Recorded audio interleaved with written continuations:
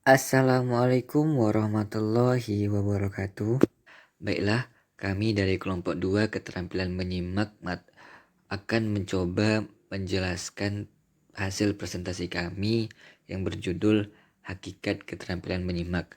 Sebelum itu, izinkanlah saya sebagai moderator untuk memperkenalkan diri saya beserta teman-teman saya. Yang pertama tentunya nama saya yaitu Raihan Abizar dengan NIM 200163031. Kemudian ada teman saya bernama Rindiani Aldaningsih dengan NIM 200160333. Kemudian ada lagi nama teman saya Syifa Urrahma dengan NIM 200164040. Kemudian ada Siti Absona Hasibuan dengan NIM 200164041. Dan yang terakhir ada Agung Setia Pratama dengan NIM 200165053. Baiklah teman-teman, pada zaman sekarang ini di kehidupan sehari-hari kita sebagai manusia pasti dihadapkan pada berbagai kegiatan menyimak. Apalagi era globalisasi ataupun zaman yang mana kita serba canggih bisa melakukan apa saja yang kita inginkan, sudahlah dituntut kita sebagai masyarakat untuk mampu menyimak dengan cepat, tepat, dan baik dari berbagai media seperti buku, radio, televisi, telepon, internet maupun tatap muka secara langsung. Seperti yang sekarang teman-teman sedang lakukan dengan cara menyimak hasil presentasi kami. Kemudian, dalam proses interaksi dan komunikasi itu diperlukan keterampilan berbahasa aktif, kreatif, produktif, dan reseptif, apresiatif yang mana salah satu unsurnya adalah keterampilan menyimak itu sendiri yang bertujuan untuk menangkap dan memahami pesan ide serta gagasan yang terdapat pada materi atau bahasa simakan. Assalamualaikum warahmatullahi wabarakatuh. Baiklah, saya akan menjelaskan pada bagian tujuan menyimak, faktor penghambat menyimak, kebiasaan jelek dalam menyimak. Yang pertama, tujuan menyimak. Menurut Logan, dalam Tarigan 1994-56, tujuan menyimak antara lain sebagai berikut. Yang pertama, menyimak untuk belajar, yaitu menyimak dengan tujuan utama agar dia dapat memperoleh pengetahuan dari bahan ujaran sang pembicara. Yang kedua, menyimak untuk memperoleh keindahan audial, yaitu menyimak dengan penekanan pada penikmatan terhadap sesuatu dari materi yang diujarkan atau yang diperdengarkan atau yang dipagelarkan, terutama dalam bidang seni.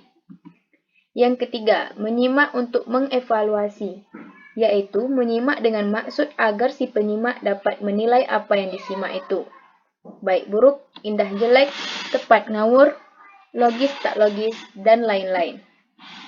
Yang keempat, menyimak untuk mengapresiasi simakan, yaitu menyimak dengan maksud agar si penyimak dapat menikmati serta menghargai apa-apa yang disimaknya itu. Yang kelima, menyimak untuk mengkomunikasikan ide-idenya sendiri, yaitu dengan maksud agar si penyimak dapat mengkomunikasikan ide-ide, gagasan-gagasan maupun perasaan-perasaannya kepada orang lain dengan lancar dan tepat.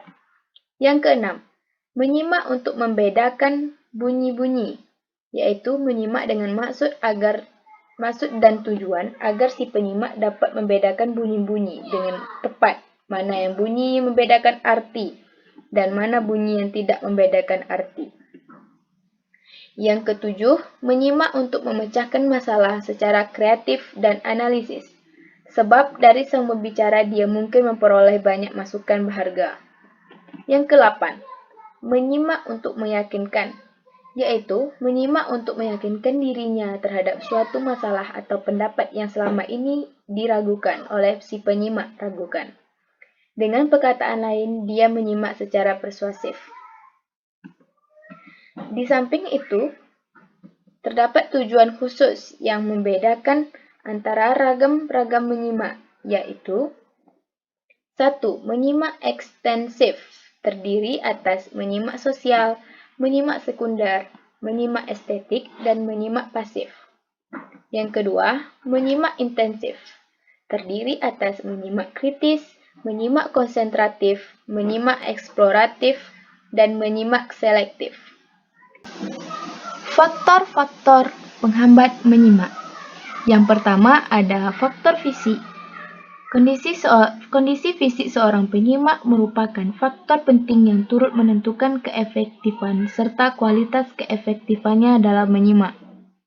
Kondisi fisik yang menentukan dalam menyimak yaitu kondisi fisiknya jauh di bawah gizi normal, sangat lelah, mengidap suatu penyakit fisik sehingga perhatiannya dangkal.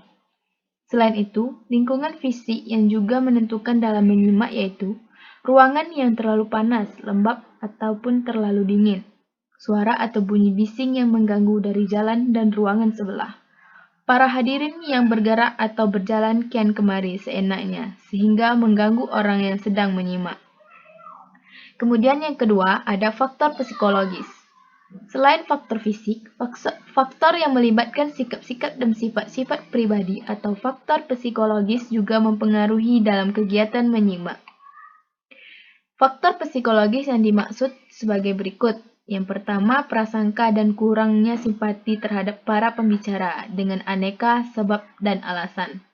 Yang kedua, keegoisan atau mementingkan diri sendiri, yaitu penyimak hanya mementingkan diri sendiri sehingga pembicara dan apa yang disampaikan oleh pembicara tidak ditanggapi dengan serius. Yang ketiga, kepicikan atau pandangan tidak luas. Yang keempat, bosan dan jenuh. Yang kelima, sikap tidak sopan. Kemudian faktor yang ketiga adalah faktor pengalaman, yaitu kepribadian yang berhubungan dengan kepribadian hidup.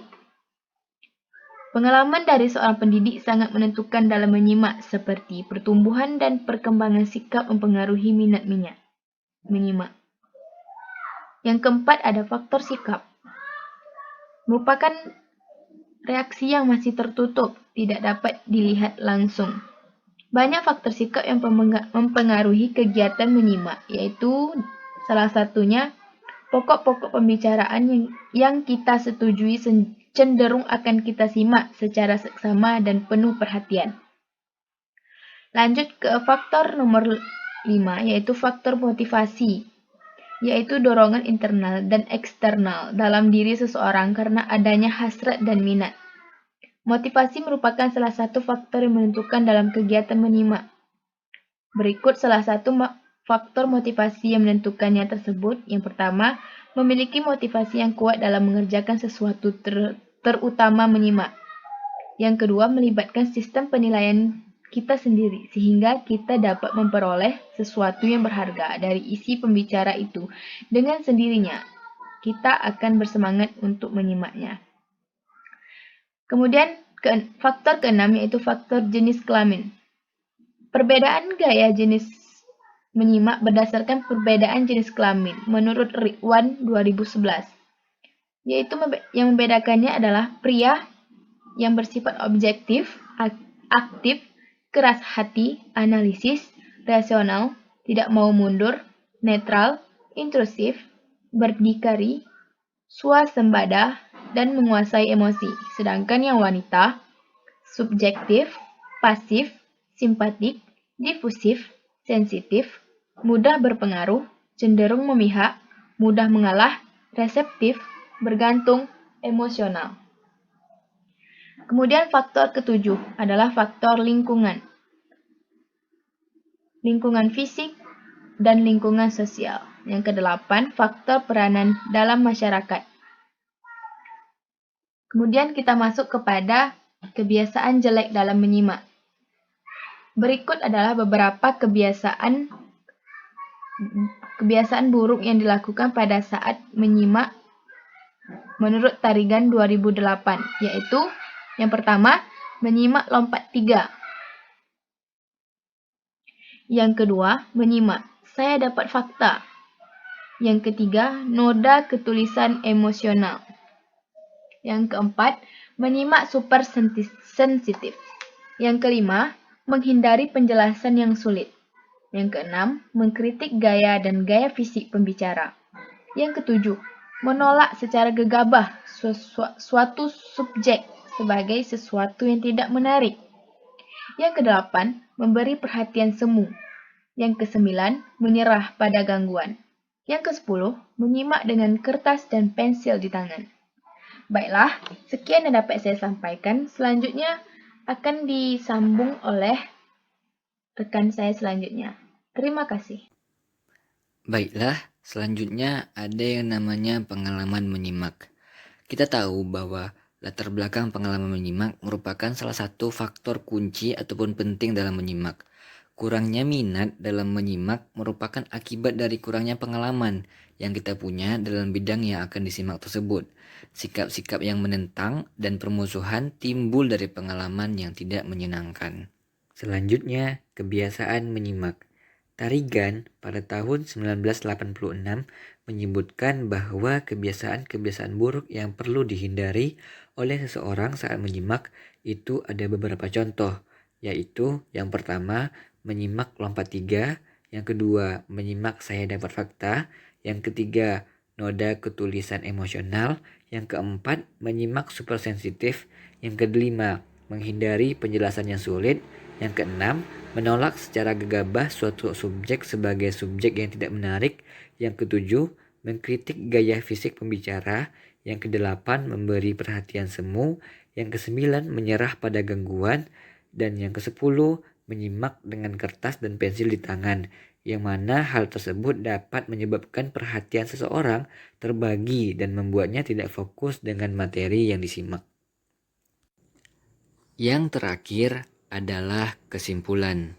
Dari sekian banyak penjabaran yang telah kami sampaikan tadi, dapat kita tarik kesimpulan bahwa kegiatan menyimak itu adalah kegiatan yang cukup kompleks karena sangat bergantung kepada berbagai unsur yang sangat mendukung pula. Yang dimaksud dengan unsur mendukung ataupun unsur dasar ialah unsur pokok yang menyebabkan timbulnya komunikasi dalam menyimak. Menyimak dengan konsentrasi adalah memusatkan pikiran, perasaan, dan perhatian terhadap bahan simakan yang disampaikan pembicara.